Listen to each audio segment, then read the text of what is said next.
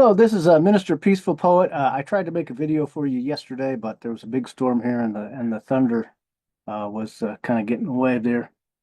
The name of this video is Prophecy, and I made the earlier video I made. I forgot something, so I will add that to it at the end. Um, Prophecy on the 5th of July at 5 a.m. A new landmass is supposed to form.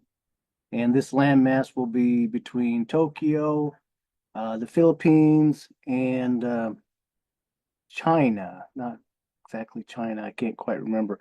But I'll put the link in the description so that you could check it out if you like. But that's a prophecy. And what happens if July 5th comes around and nothing happens? Is that prophet false? No. It means that we did something to change something so that this wouldn't happen. That's what prophecy is for. A lot of people don't understand this. There's a rumor that's going around that says if a prophet makes a prophecy, if a prophet makes a prophecy, and the prophecy doesn't come true, then that person is a false prophet. And that is absolutely false. Absolutely false. Okay? It's not true at all. The whole reason we are given prophecy is so that we can make changes, so that we can do something, so that that prophecy does not come true. That's the whole purpose of a prophecy. And sometimes there isn't something we can do. Sometimes we just have to get ready. And that's the other purpose for prophecy.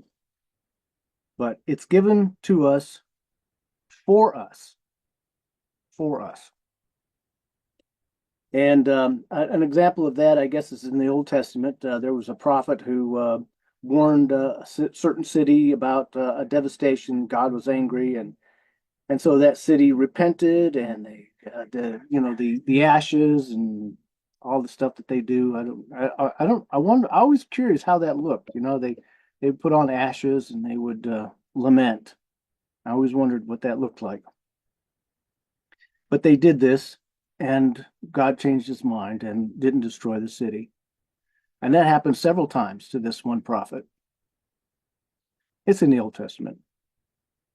So that's really about it. That's really all I wanted to say, and I will put that link in the description about July 5th.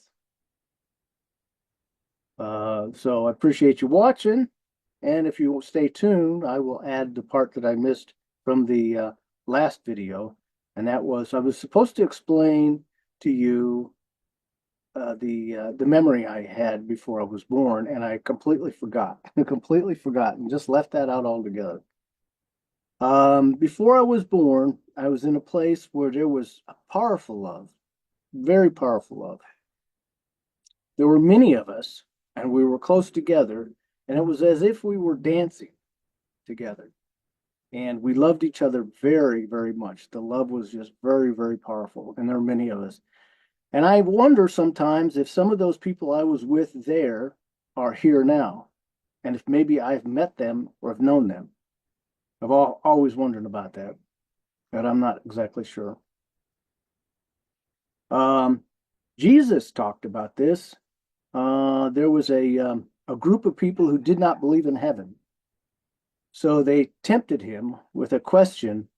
A woman was married to a man, and the man dies. And so she is betrothed to his brother, and his brother dies. And then she is betrothed to his other brother, and he dies. And so they all go to heaven, and they ask Jesus, they say, now which one is she married to?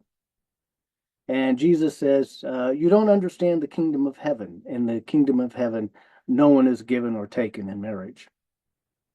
And that's very true. I can tell you that's very true. We all love each other. Nobody belongs to anybody. We all just love each other. And so that's how it was. And for some reason, I was separated from everybody else. And there was this like big giant hole that you could look down and see the earth. And so there I stood, and I was looking down at the earth. And what I saw was just awful, terrible, horrible, so bad that I can't even remember what I saw. All I know is it was horrible, but I can't remember any of it. Except for the very last part. The very last part was that I saw this um, atomic explosion bellowing up. And that was the last thing I saw.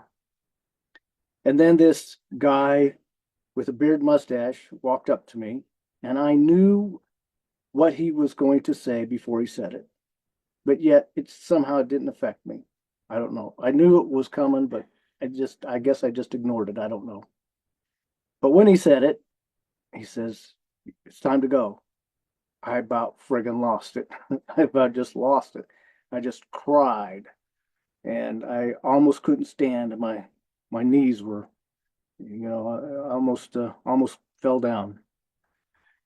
And so he put his hand on my shoulder and says, "It'll be okay."